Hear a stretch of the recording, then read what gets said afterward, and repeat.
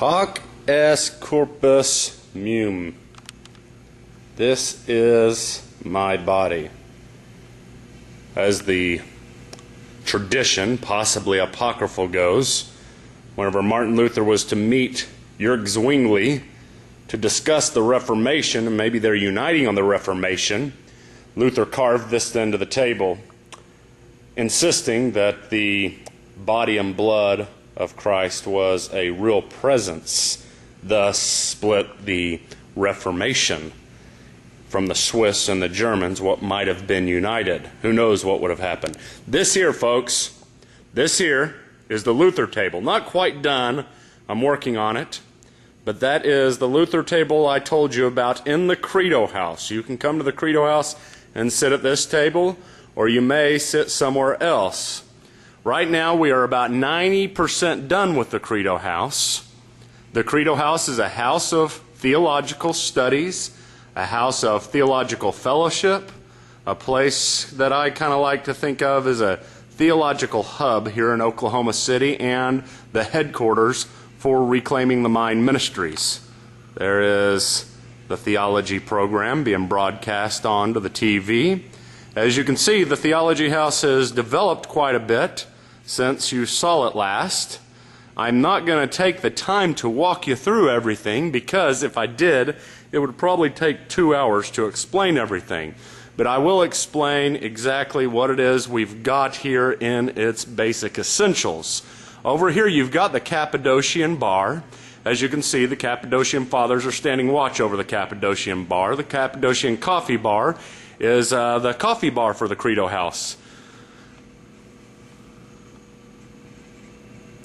Then, those are the Eastern Fathers, and then over here we've got the Western Fathers. Up top, Aquinas, Luther, and as you can see, Calvin there in the middle, and you may be able to figure out the rest of those. I'm not going to tell you who they are. You may have to just come here and learn about who each one of these theologians are.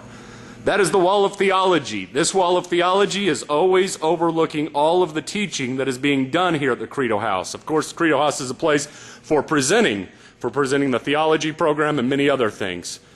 Skip the pool table for now and go straight to the Hall of Church History, or the Wall of Church History. It's about 50% done, but as you can see, this is station number 2 with actually 3 stations to it. I'm not going to explain to you what each one of these stations are. You're just going to have to wait and come here. I know some of you are far away.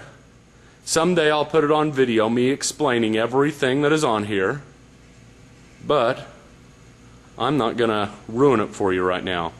Plus, there's not enough time. This is going on YouTube, and I think the maximum is 10 minutes. This is the Wall of Church History.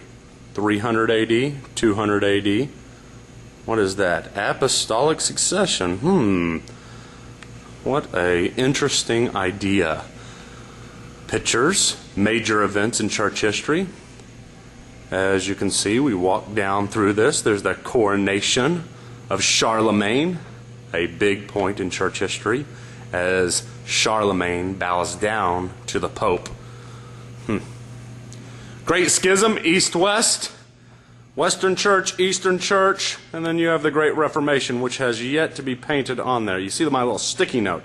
That is instructions to paint the Great Reformation right there.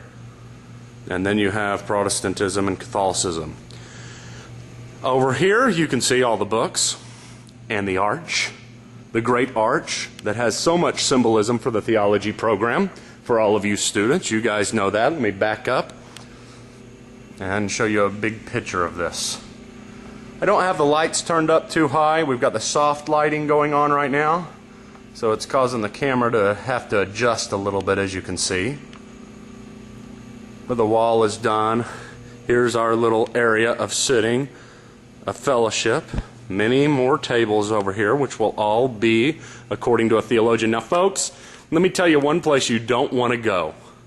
Okay, one place in the Credo house you do not want to be sent to. Now, it has to do over here with this corner, and this table is going to be representative of it. But this corner is called the corner of heresy, or heretic's corner. And as you can see here, we've got the great heretics of the past, which all have a great lesson within their teachings. Not a good lesson in the sense of right lesson, but a lesson in the sense of helping us establish the truth. This here I will explain, because I love this picture. This is the Nicene Council. And as you can see, the Nicene Council in 325 met together and they discussed the deity of Christ. And in their discussion of the deity of Christ, they proclaimed that the united teaching of the historic Christian faith was that Christ is homoousios with the Father. Well, what does that mean? That means he is of the same substance as the Father. He is God, very God, very God. And they met together and discussed this against the alternative that a man named Arius put forward. Arius said that Christ was homoousios with the Father. One iota, one I, homoi. And Arius did not believe that Christ was God, but that Christ was a created being, created in eternity past. Now notice here, folks, this is awesome. Wonderful painting.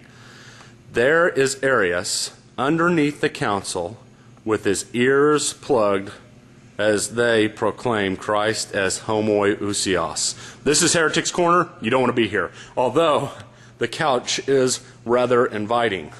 And on Heretics Corner we've got, let's see here, Heresy in the Early Church and the classic Harold O.J. Brown, who died just a couple of years ago, and his book Heresies. This is the Credo house, folks. I wanted to put this in to help you understand what it is that we have done, what it is you have been contributing to. This will be a place where we will have presentations. It's a place that I want you to come. If you're in town, hang out. It's open regular hours plus the hours that we have whenever we have special sessions and special presentations. We will be watching movies, debates, theological themed movies. They will be coming through on the TV, and we've got a screen here that we can pull down, and it projects, if you can see the projector. So it is built around what we are trying to do. Theological education, theological fellowship. Totally unique. I don't think there's anything like it. Now, one thing I have left out, folks, and I'm going to leave this out, for one, because it is not complete, but you see this wall is blank. You see this wall is blank. There is a surprise coming on this wall. There is a surprise coming on this wall. It will be extremely intriguing and something I will love to create. But it will take me some time. I'm not going to go through the store because we don't have enough time, but I want you guys to know exactly what it is that the Credo House is and how your money that you have been contributing has gone. We have had the pool table donated to us. So come play some pool as well. This is Michael Patton, president of Reclaiming the Mind Ministries. I thank you all so much for everything that you have done and continue to do. Please understand that we are not done with the Credo House. The build-out is complete, and Reclaiming the Mind Ministries always needs your support. Thank you so much.